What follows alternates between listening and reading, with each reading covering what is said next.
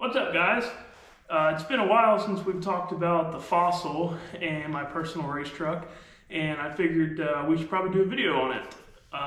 Show you guys some of the off-season changes that I'm doing to it, most of which aren't changes that I had in mind. They just were problems that arose. And then I'll recap a little bit on the end of last season, and then really the purpose of this video is I want to ask you guys what we should do with this truck next year. I've been thinking a lot about where I want to race it, the type of racing that I want to do with this truck, and I really want to get your guys' opinions on it, so I kind of have a direction of where to go with it next year. So just a quick recap on the end of the season, because there was so much media coverage about it. I'm sure that everybody's seen up at Maryland International Raceway for World Cup Finals. I'm sure you guys saw the transfer case explosion. A lot of people thought that that was a failure of the transfer case. I just want to touch on this real quick. That was not the transfer case's fault. The problem there starts all the way back at the shop. So the way that we had the chassis set up on it before we went to Maryland, actually most of this year, we were trying to treat it like a radial tire car without really any forethought into the parameters of this particular vehicle. We were just like, okay, let's go out there with what we know works in a radial tire car and then see what it does. So radial tire car suspension, short instant center, high instant center. That's the angle of your 4-link bars. Super aggressive. The purpose of that is it will hit the tire really hard, drive the tire into the ground, and raise up. And that's why if you see any radial tire cars, they look like a late model dirt car going down the racetrack because the rear suspension is actually separated. Works really good on those particular applications. The problem that we learned is that with a truck that weighs 4,500 pounds and 4,500 plus and makes somewhere around 1,000 foot-pounds of torque on the starting line, and then you take that with the culmination of a 354 rear gear and a 210 first. If you do all the math on that stuff, you realize that you are putting an extreme amount of load on the tire at the hit on the starting line. So yes, it's trying to drive the tire into the ground, and a radial tire wants to be driven in the ground because of its sidewall construction, but you can drive it too hard. And that's what we were doing. We were smashing the tire down so hard that it would throw the tire back up, and then once it threw the tire back up, it would spin. Well, if you run a marginal racetrack, like most of the test and tune kind of tracks around here, it would either go down or it would just knock the tire off. It would just spin and you'd have to abort the run. So a lot of the problems we were having, we were contributing to, oh, it's late in the year, the tracks are cold, the prep isn't that good. We need to get on a good prep surface with a really good track and see where we're at with the suspension, which is really why we even went to Maryland to begin with. We wanted to run on that really good prep. Well, of course, I wanted to be a part of the show too, and I wanted to do well, but I was really excited to run this truck on that kind of prep. So we go to Maryland, and the prep is killer. Really excited about it. We go up there for the first run, and the way I have my staging limiter, it's an actual air throttle that when you hit the button, the pedal goes dead essentially.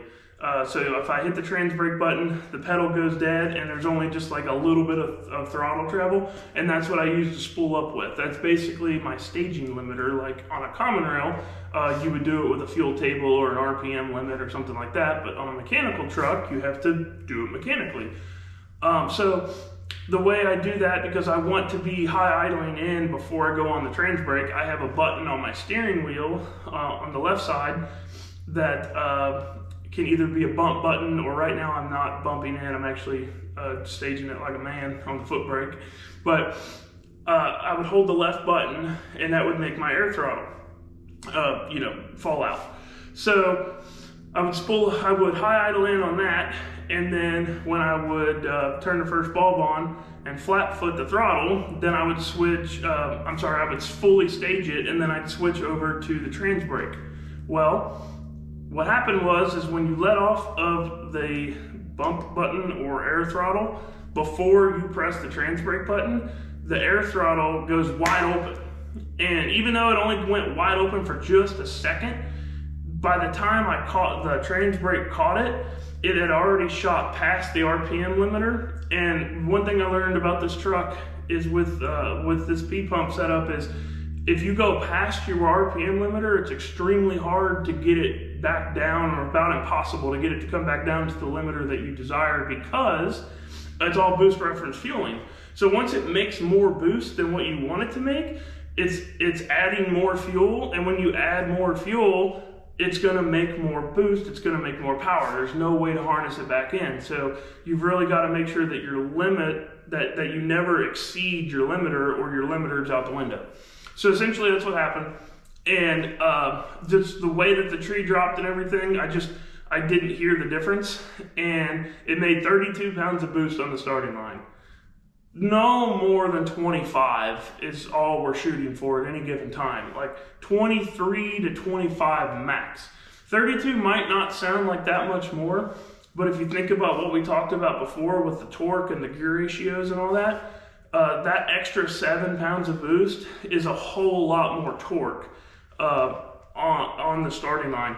So I let off the button, and at any other racetrack, it would have just knocked the tire off, and it would have been over right then and there. That racetrack was so good that when I let off the button, it actually tried to take it. It stuck the tire, but it was just way too much torque. Between the torque the engine was making and the way the chassis was set up, it didn't have a chance. It stuck it tried to roll out, and it spun.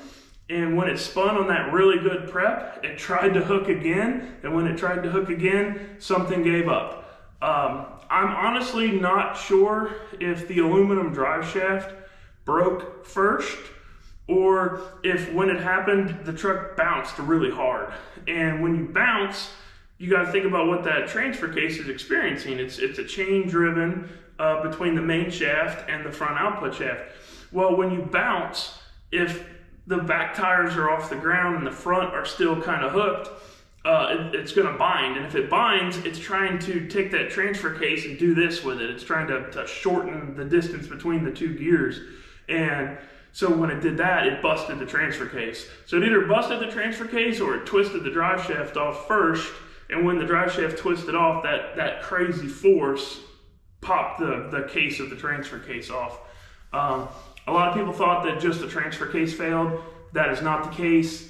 I do not need a billet transfer case. It was just a mistake. It was a driving error on my end, and honestly a setup error on my end. Had all of that not happen, this transfer case should still be going alive and well. The exact same transfer case and aluminum drive shaft made by the same drive shaft shop. We've been 117 60 foot in JP's truck. We've been 497, just effortlessly. So I'm 100% convinced that there's nothing wrong with my transfer case. There's nothing wrong with my drive shaft setup. It was just a miscalculation on my end. So, also on that run, so we ended up getting the truck fixed. Like I said, I'm not going to go into a whole bunch of detail because it was covered by 1320, Flow Racing. It was all over the internet. But we got the truck back together, and we went out there and made the next run. Well, the suspension's still all out of whack, you know, and we don't yet realize it because we spent all of our efforts focused on getting the truck fixed. That, you know, we don't know if we don't really understand what's going on at this point in time with the chassis. So we go out there and make the next run. It won't spool. Wouldn't hit my nitrous comes on, my spool jet comes on at 2050 RPM. The way I have to run it in cold weather, it's very finicky in cold weather. It's hard to spool. It doesn't take much nitrous when it's cold. It's a totally different animal than a common rail when it comes to running them in really cold temperatures. and it was really cold that day, and it just wouldn't hit my limit, my RPM limit for the nitrous to come on for it to spool. So I had to feather it, and finally it got it lit, and let off the button, and I bounced. And this time I'm ready for it, you know, because I'm expecting the worst. So as soon as it bounced, I lifted, and when I lifted, I got back in it, which normally I would just abort a run. The only reason that I did it is because I kind of just wanted to put on a show for the fans, and I felt like my guys and I, my family, we went through so much to get the truck back together that I just wanted to at least make it down the track under power. So spins, I lift, I get back in it, falls into the turbo, it's a total turd, drives back into power, drives left, pedal it real quick, and so when the run's that screwed up, all your shift points are screwed up, especially because I'm not shifting this thing on drive shaft RPM yet, because I've been fighting with my drive shaft RPM signal not giving me the right reading. So shifts were all screwed up. It was in overdrive super early, real lazy out the back side of the run. Went 1088 at 134 or something like that. But the back side of the run was all like, you know, 4,500 RPM up sweep. And this turbo will make 90 pounds of boost. So this thing made 90 pounds of boost for 4.5 seconds. And so what I found there was that at the end of the run, I pull off, you know, and I'm waiting for him to come get me and whatnot, and I'm checking things out. And here, I'll just show you. The boost elbows. So I have air to water intercooler, some old school style boost elbows on this thing, and they had like turnbuckles on here. Well, 90 pounds of boost for 4.5 seconds is enough to break every turnbuckle off of this thing. So when it broke every turnbuckle off, it twisted the intercooler sideways. It didn't blow the boots, but they were extremely expanded. It was pretty crazy. And then blew out the freaking side windows. Both side windows blew out. I've got some cabin pressure in this thing that I need to vent. I have a hole in the firewall right there that I was intending on running some wiring through, and I never did. And other than that, the firewall sealed up pretty good. But it is crazy. You can drive around the pits and you can feel the air coming through that hole. So to combat that, I have cab vents in this truck. I don't know if you'll be able to see in the video. Oh my God, it's so dark. Anyways, there's a cab vent there from a 3rd gen. And I only put one because I thought that was all I needed. Well, I'm gonna need 2 of them. So anyways, that's one of my winter projects, is to put another cab vent in this thing, so I don't have to worry about blowing my glued in windows out again. So this piping is going to get completely redone. I wanted to make one more test session at the end of the year here locally, so I took the piping off and I compressed this back together the best I could. And then I made these just little plates to bolt on just so I could get to the test session, because I wanted to work on 60 foot because I totally changed up the chassis.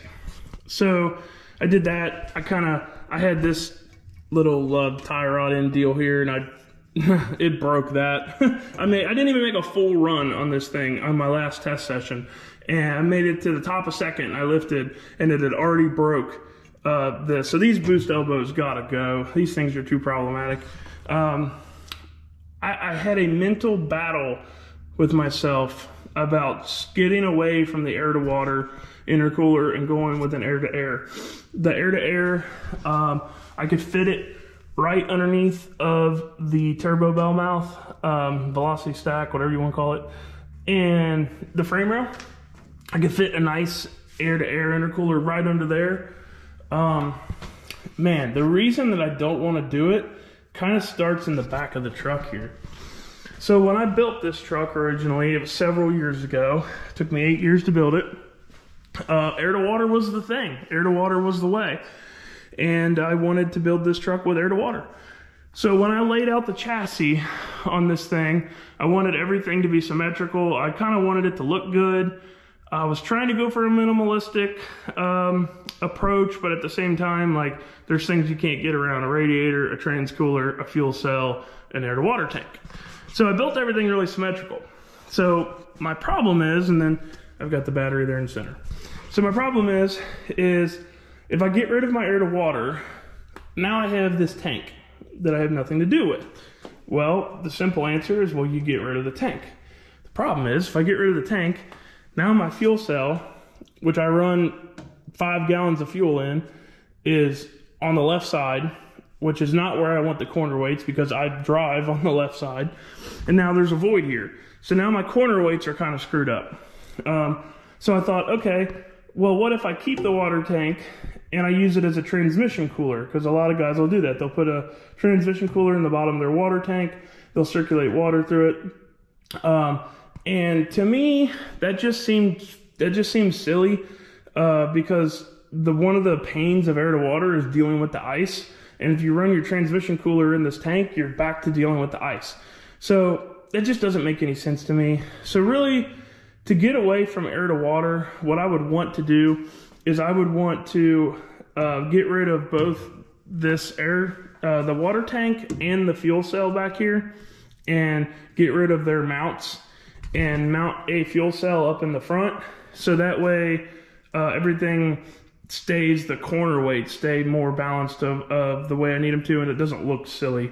I'm going to be honest with you guys, a lot of things I do are for looks, and I just can't have a fuel cell on the left side and just this big void on the right side. I can't fathom that in my mind. So I don't want to change all of this stuff up on the truck right now. The truck is too new for me to want to go and change the whole setup. I want to learn it. I want to get good data with it before I go making a big crazy change like that. So I've decided that I'm going to stay air to water with it. But what I'm going to do is I am going to get rid of all of this piping. This is actually just exhaust piping that I had powder coated. I'm going to do all aluminum piping like we ran on JP's truck. I'm going to do vibrant clamps this time. The vibrant clamps are the way to go. There's none of this crazy silly stuff with having to put turnbuckles and straps on elbows and stuff like that. We've had awesome luck out of the vibrant stuff. Pretty much everybody in the industry runs the vibrant stuff. So that's on my list of things to do, is to redo all this intercooler piping. Other than that, that's about everything I need to do under the hood here. So I'm currently got the transfer case, and I'm getting ready to pull the transmission out of it. I just want to go through it. I just want to service it, and there's a couple things I want to try on the transmission. Not that I had any transmission problems at all. We've got 14 runs on this thing so far and haven't had any problems. Just it's the off season. I've already got the transfer case out, and I think it'd be dumb to not pull the transmission out. And like I said, I got a couple things I want to add to it. So I guess I should circle back to the change in the chassis setup. So let me set this back up and then we'll talk. Okay, so back to the chassis.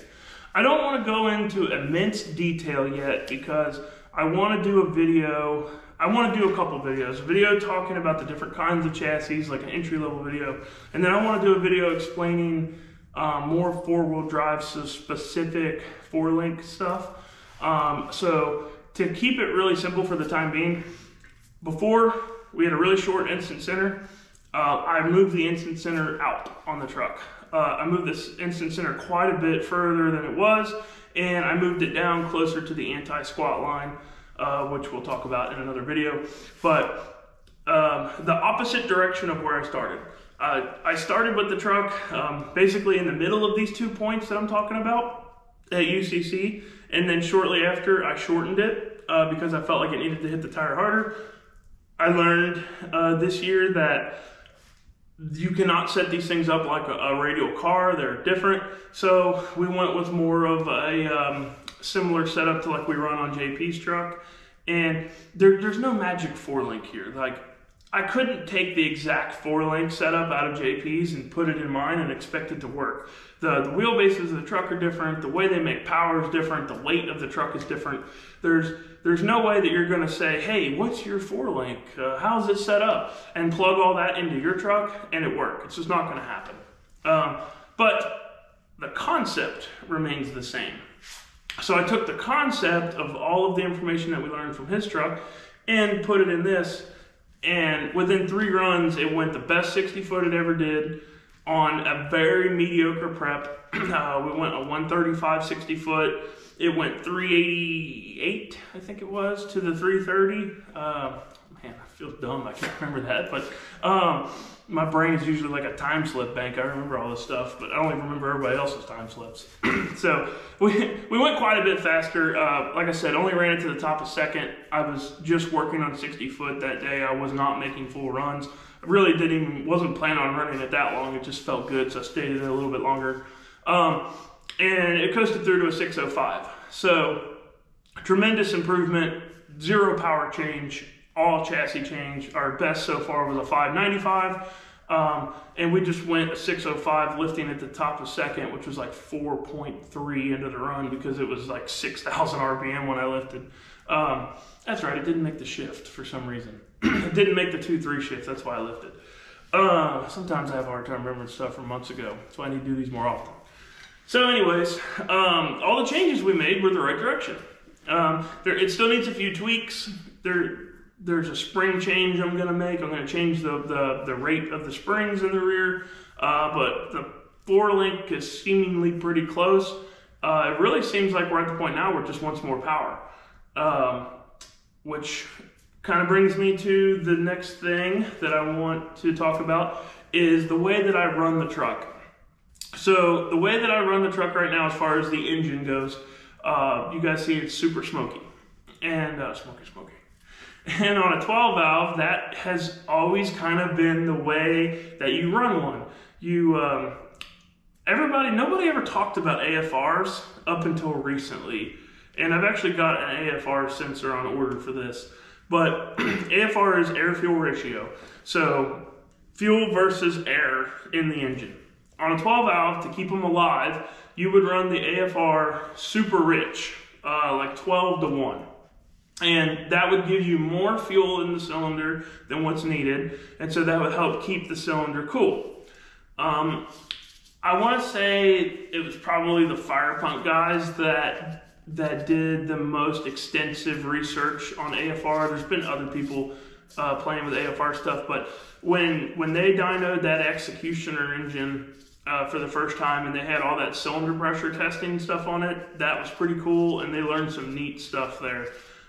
So what they learned, and Ryan Milliken had said this years before, he just said it in a different way and didn't necessarily have the evidence to support it, but it was true. On a common rail, you can run it super lean, like way lean, 24, 25-to-1 on AFR. For reference, like a gas car runs like 14.8-to-1, 14-ish to 1. So like super lean. And you won't make any power super lean, but what it'll do is it'll cool it down. It'll cool the cylinder way down.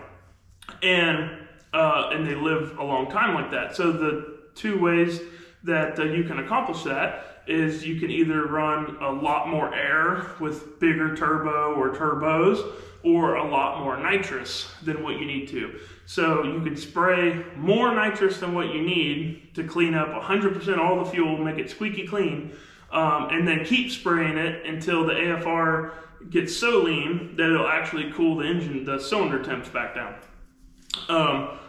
So that's the 2 ways that you can keep one of these engines alive. Nobody up until recently has ever really tried to do the super lean approach with a 12 valve. I think it was because everybody was so afraid of burning a 12 valve up. The thing with a 12 valve is it has a big piston bowl. The bowl design is very wide. So all of the fire, all of the combustion that's inside the bowl is really close to the cylinders. So the concern has always been that if you run lean is mean, lean is hot, you run it too hot, you'll start melting pistons, hurting cylinder walls. And that's why like Shai did a lot of water injection back in the day, and I do have a little bit of water on this truck. But the common rail stuff, some of the earlier stuff, like what we had in JP's, there's a small bowl piston. So that keeps the fire away from the cylinder walls, and it keeps the combustion event inside this smaller bowl. And that helps keep them alive. Well, anyways, with this AFR testing and all this stuff that they're starting to learn is that it doesn't really matter as much on the bowl size anymore. You can run a wide bowl as long as you run it the right way and you run the timing correctly and you run the AFR correctly, you can make it really, really live. I know Adam Foltz has been making his truck super clean. It's a P-Pump 24 valve, fastest mechanical truck right now. Been a 520, really cool. And it's like super, super clean running down the track. And talked to him just briefly about it, and he said that the engine looked perfect when he took it back apart. So it kind of gives me the hope to lean towards running the combination that way. I'm not necessarily going to go for the squeaky clean, doesn't look like it's a diesel. I'm going to kind of baby step it there. That's why I'm waiting to kind of get the AFR sensor before I do this. But I was originally never going to run any nitrous on this truck other than for spool up, but now I'm kind of changing my train of thought. Now that I've got some runs on the truck and I see it's kind of lazy, the boost curve is lazy. From the time you let off the trans brake until it starts to really bring boost in, it's lazy. And there's two ways around that. I could change some stuff with the air throttle to make it ramp in slower so it doesn't just whack the throttle wide open. And I'm probably still going to do that. But the other thing too is having some nitrous present will clean up that fuel and it'll make the turbo a lot snappier through that section, which will help keep the chassis loaded and it will ultimately go faster. So I need to get a couple of stages of nitrous on this. And when I'm saying a couple of stages, I'm talking like starting off very small, like probably some 25 to 32 jets in this thing. I'm going to set it up to where I can leave the spool jet on just to keep it clean on the starting line, keep the turbo snappy through that initial boost curve. And I'm going to just baby step a couple little nitrous kits in it to see how it does out the back, see what the EGTs do, see what the AFR is, see what the intake air temperature is, and kind of tune it in through there. Which also is a great segue into what I want to do with this truck next year. Originally built this truck for $590, the Outlaw Diesel Super Series class, and I don't know. Without saying anything that's going to put my foot in my mouth, I don't have the love for that I did before. So I'm thinking about other places that I can run the truck. I feel like that run that I ran, the very last run that this thing made, had it been a full run, it would have been around 570s. So I can obviously cut my fuel back because I'm going to be adding nitrous. So now the problem's going to get that this thing's going to get too fast, you know, when I start adding nitrous to it. So I could cut the fuel way back to take the power out of it, and I could get it back to 590 and everything. But there's just something about in my head that if I'm going to be running a couple of stages of nitrous on something, why am I going to go 590s with it? You know, I want to kind of run this thing not all out because that's never my mentality. My mentality is always to baby step it. Give me something that will make a bunch of laps and I'll learn how to get faster with it. I would much rather go that way than try to come out and make these big horsepower hero runs and, you know, you hurt the motor after 3 runs and you really didn't learn anything. So I'm having a lot of fun just learning the difference in this truck versus JP's. I learned a lot with his truck that will translate to this one. But I've also learned a lot of stuff that it doesn't translate to, and I'm having a lot of fun with that. So I want to run this thing in some sort of fashion to where I'm not limited to an ET, where I can turn it up. And honestly, I don't even care if I get a time slip anymore. The data is all I need to learn how to make it faster. This truck's never going to go 4s. It's just not that truck. It's too heavy. It's underpowered. It's just not the truck to go 4s in. So if I'm not going to be running 4s, I don't think I even care about a time slip. So I'm thinking about running a lot of no prep stuff. I'm thinking about running a lot of back of the track stuff and some street style stuff. But I kind of want to hear your guys' opinion. I don't have a lot of experience in that field. I've always been kind of against the no prep. I want to run. I've got a ticket for Lights Out, Donald Long's race in Georgia, the radial tire race. I would really like to get this truck back together to go to that in February, to run it on the glue, on the radials, at least one last time before I make the switch to no prep, just to see the difference. So if everything works out, if all the stars align, I'm going to really try to get to that race. But beyond that, I want to know what you guys think. What should we do with this thing next year? What big, I don't know much about the no prep events and the back of the track stuff. The dig or die, I've been watching a lot of that kind of stuff. I've been talking to some people, Nikki Bobby, about that, and just trying to get an idea of if I could be competitive in that.